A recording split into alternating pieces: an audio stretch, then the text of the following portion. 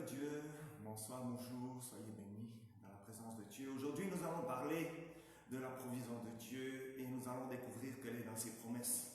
Il peut y avoir plusieurs situations où tu lis la parole de Dieu, où tu es dans la présence de Dieu, où tu pries avec foi, mais les prières ne se réalisent pas. Il faut qu'aujourd'hui, avant que les prières soient réalisées, que toi-même tu réalises une situation, quelque chose qui est dans la parole de Dieu comme une perle que tu dois saisir. Amen.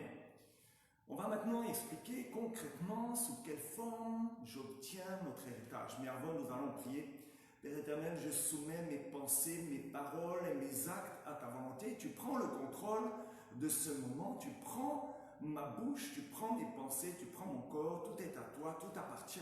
Et tu prends le contrôle de ce moment et de mon être, esprit, âme et corps, au nom de Jésus-Christ de Nazareth. Amen. Nous allons prendre un passage clé qui se trouve dans 2 Pierre, chapitre 1, versets 2 à 4.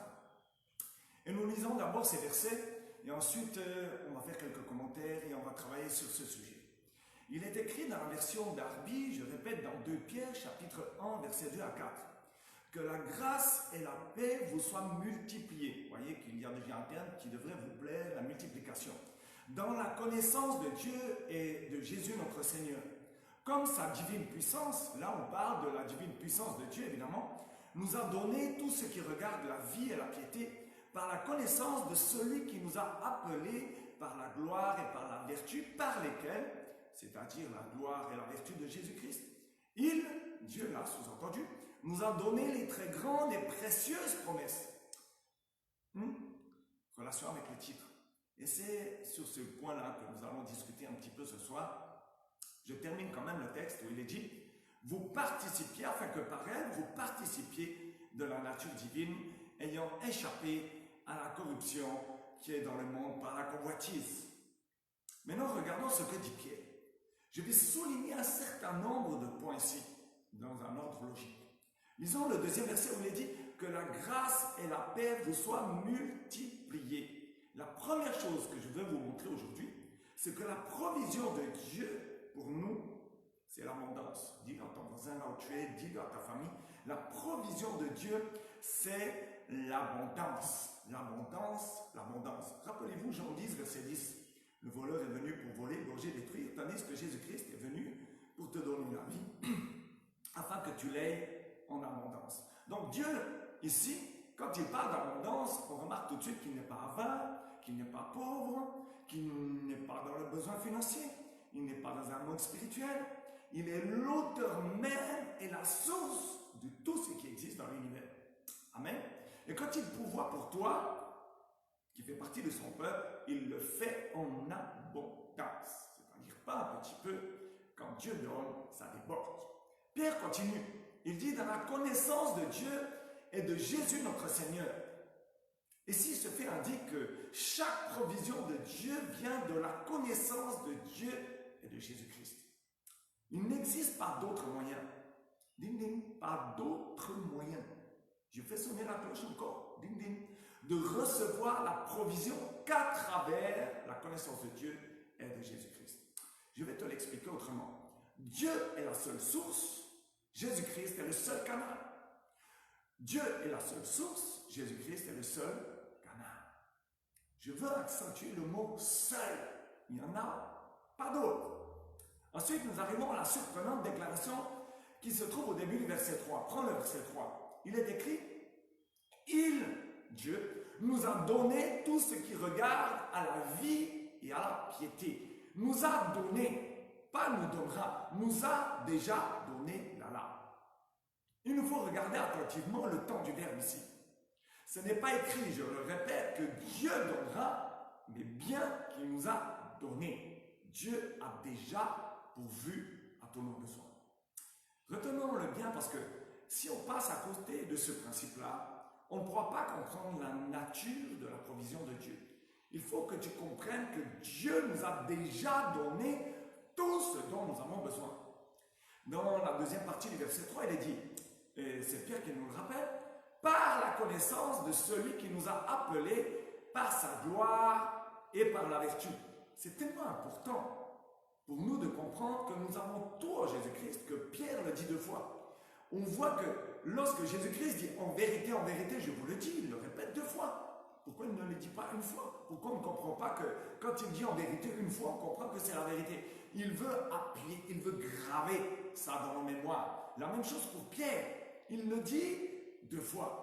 Dans ce deuxième passage, le mot qui traduit connaissance, dans la version française, n'est pas vraiment tout à fait la même que le terme traduit dans le passage précédent. Dans ce troisième verset, le mot connaissance en grec veut dire plutôt reconnaissance. Ah, il y a un petit changement là. Cela ne signifie pas seulement une connaissance intellectuelle ou théologique de Jésus-Christ, mais cela veut dire le reconnaître, voir qui il est, le connaître et lui donner sa juste place, évidemment dans nos vies. Revenons à ces 4 commentaires que j'ai déjà faits et qui sont le fondement de ce que je vais dire maintenant. Premier point, la provision de Dieu pour moi, c'est l'abondance. Dis-le, hein? La provision de Dieu pour moi, c'est l'abondance. La provision de Dieu pour moi, c'est l'abondance. Deuxième point, Dieu est la seule source, Jésus-Christ est le seul canal. Il n'y en a pas d'autre. Je répète, Dieu est la seule source, Jésus-Christ est le seul canal. Troisième point, la puissance de Dieu nous a déjà donné tout ce dont je pourrais avoir besoin. Et j'accentue sur le temps passé, tout a été fait. Dieu a déjà donné. Je parle à quelqu'un. Dieu a déjà donné. Si ça te parle, dis Amen.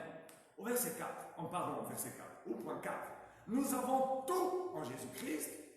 Là, c'est l'extension, la prolongation de tout. Il s'agit de vraiment faire de Jésus le Seigneur de tous les domaines de notre vie. C'est ce qui est contenu dans l'expression reconnaître Jésus-Christ. Tu dis que tu as tout, et pourtant il y a des domaines de vie qui manquent, où il y a le manquement, où il y a le besoin. Confie tous les domaines de ta vie à Jésus-Christ et il pourvoira à tous tes besoins. C'est sa promesse. En lui, il y a le oui et le amen. Tout est déjà accompli. J'ai déjà dit que Dieu nous a déjà donné tout ce dont tu pourrais avoir besoin. À ce stade-là, tu pourrais dire, oui, mais bien, si Dieu a déjà donné, je ne vois pas. Problème. Des besoins dans ma vie ne sont pas pourvus. Et pourtant, je suis croyant, je fais de mon mieux pour marcher dans la voie chrétienne. Je prie, je jeûne, je loue, j'adore, je suis dans la sanctification. Je sers Dieu et je fais partie du peuple de Dieu. Justement. Voilà la clé du problème. Où se trouve toute chose? Le Seigneur a dit qu'il m'avait donné toutes choses. Où se trouvent ces choses? Si Dieu a déjà tout donné, pourquoi je ne le vois pas? Eh bien, la réponse est dans l'épître de Pierre. On continue le texte. Il est marqué, il est dit, par lesquels, c'est-à-dire la gloire et la vertu de Jésus-Christ, Dieu nous a donné les très grandes et précieuses promesses. Là, vous commencez à voir quelque chose. Dans le verset précédent, nous avons lu « Dieu nous a donné tout ce dont nous avons besoin ». Dans celui-ci, nous lisons « Dieu nous a donné ces très grandes et précieuses promesses ». Quelle est la conclusion? C'est très simple et logique ici. Tout ce dont j'ai besoin est contenu dans les promesses de Dieu. Tout ce dont j'ai besoin est contenu dans les promesses de Dieu. Quand il m'a donné ces promesses, en elle, il m'a tout donné, ce dont j'ai besoin, maintenant et pour l'éternité. Je vais le dire autrement. La provision est dans la promesse. C'est tellement important que je voudrais que vous le gardiez en mémoire. C'est la raison pour laquelle, d'une part, Dieu nous dit qu'il nous a tout donné, et d'autre part, tant de chrétiens sont de toute évidence privés des choses dont ils ont besoin. La réponse, c'est qu'ils n'ont encore pas découvert. Nous n'avons encore pas découvert où se trouve la provision de Dieu. Mon frère, ma soeur, elle est dans ses promesses. On va le voir un petit peu de façon un peu plus spécifique, plus loin. Pour l'instant, revenons sur ce passage de Pierre et regardons ensemble ce qui se passe dans notre vie. Quand je réalise que la provision de Dieu est dans ses promesses, quand je trouve les promesses de ce dont nous avons besoin, de ce dont tu as besoin, et que tu te mets à les proclamer et à les appliquer sur ta vie, 2 résultats surprenants viennent. Tout d'abord, Pierre dit, afin que par elles, c'est-à-dire les promesses de Dieu, vous participiez de la nature divine. Et ensuite, il continue en disant, ayant échappé à la corruption, je lis la parole de Dieu, qui est dans le monde par la convoitise. Il y a donc deux conséquences ici. Dieu à la proclamation des promesses de Dieu. La première est un plus, la seconde est un moins. La conséquence du plus, c'est que je participe à la nature de Dieu lui-même. C'est une déclaration étonnante, n'est-ce pas? Si ce n'était pas écrit dans la Bible, je pense que je n'aurais même pas osé vous en parler aujourd'hui. Mais c'est affirmé ici même de façon très catégorique. En s'appropriant les promesses de Dieu, je participe à la nature de Dieu. Ce qui veut dire qu'à travers ces promesses, la nature même de Dieu vient en moi. Hey, je dois de plus en plus devenir divin. Amen. Quand la nature de Dieu débarque dans ma vie, je deviens de plus en plus divin. Puis-je le dire sans vous offenser? Amen. Je crois que c'est légitime. Grâce aux promesses de Dieu, je répète, quand j'agis pour me les approprier et quand je les applique à mon expérience, la nature même de Dieu commence alors à venir en moi. Cela m'emmène logiquement à la conséquence du moi, qui est que nous échappons à la corruption qui est dans le monde par la convoitise. Ma nature héritée de la chute est corrompue, même dans sa fondation. La corruption morale, la corruption spirituelle, et il y a même la corruption physique. Mais quand la nature de Dieu vient en moi, elle remplace toutes ces corruptions. Alléluia. Là, ça devient, on passe du négatif au positif. La nature donc de Dieu est fondamentalement incorruptible. Je reçois une nouvelle nature, une nouvelle personnalité, une nouvelle pensée. La Bible dit que lorsque je me baptise, je reçois la pensée de Christ. Une nouvelle pensée, une nouvelle manière de voir les choses. Je reçois les plans de Dieu dans ma vie. La nature que je reçois, c'est la personnalité et la vie même de Dieu qui vient en moi, à travers ses promesses qu'il m'a données dans sa parole, dans les Écritures. Je vois ça, amen, et donc je réalise qu'il faut que je passe à une conclusion merveilleuse et très importante. En définitive, Dieu lui-même devient mon héritage.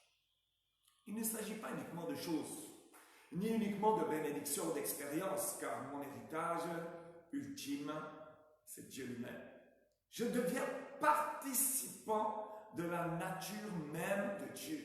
Bien-aimé, ne soyez pas à court de Dieu. Ne te limite pas à des simples expériences, à des bénédictions ou des dons. Elles sont toutes formidables, yes, mais le vrai plan de Dieu est que tu hérites de Dieu lui-même à travers ses promesses. Alléluia.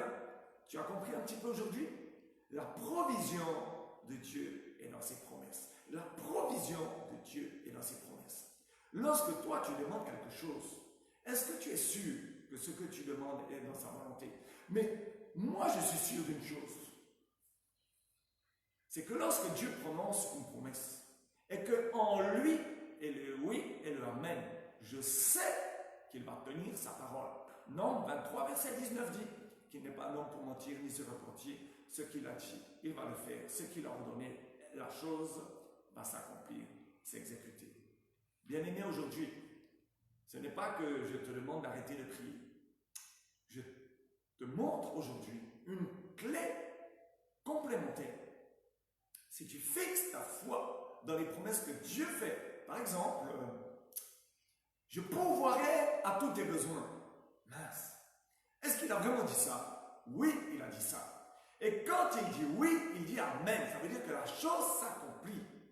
Il pourvoira à tous tes besoins. Et pourtant, chaque jour, tu fais part à ton Dieu du besoin, par exemple, financier, du besoin d'un travail, du besoin d'un mariage.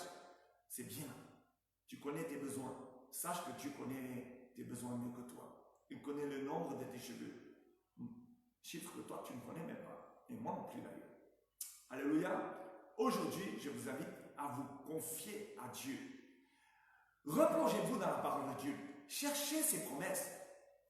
Par exemple, dans 1 Pierre 1, verset 13, il est dit, « C'est pourquoi, ayant ceint les reins de mon entendement et étant sobre, j'espère parfaitement dans la grâce. » C'est une proclamation, mais c'est aussi une promesse de Dieu qui parle d'espérance. J'ai besoin d'espoir aujourd'hui parce que le monde est dans la nuit et l'espérance m'apporte la lumière. Très important. Voyons, par exemple, voyons un peu dans 1 Jean, chapitre 3, verset 3, il est dit « Et quiconque a cette espérance en lui se purifie, comme lui-même est pur. » Voilà, quand j'ai l'espérance en Dieu, je me purifie comme lui-même est pur. Alléluia, très important d'être purifié aujourd'hui. Par exemple, je suis pauvre. Il est dit dans le psaume 107, verset 41, « Mais il relève le pauvre de l'affliction et donne des familles comme des troupeaux. » Psaume 69, verset 33, « Car l'Éternel écoute les pauvres et ne méprise pas ses prisonniers. » Plein de promesses ici, hein. Jérémie 20, verset 13, « Chantez à l'Éternel, louez l'Éternel, car il a délivré l'âme du pauvre de la main des méchants. » Aujourd'hui, si tu as besoin de délivrance, il y a des textes fatigués dans la parole de Dieu. Quand Dieu parle, il faudrait peut-être commencer à croire. Activons notre foi sur ses promesses, car en ses promesses est la provision. Voilà, c'était l'apôtre Sam, visionnaire des églises Jesus Life dans le monde, qui vous parle de la part du Saint-Esprit.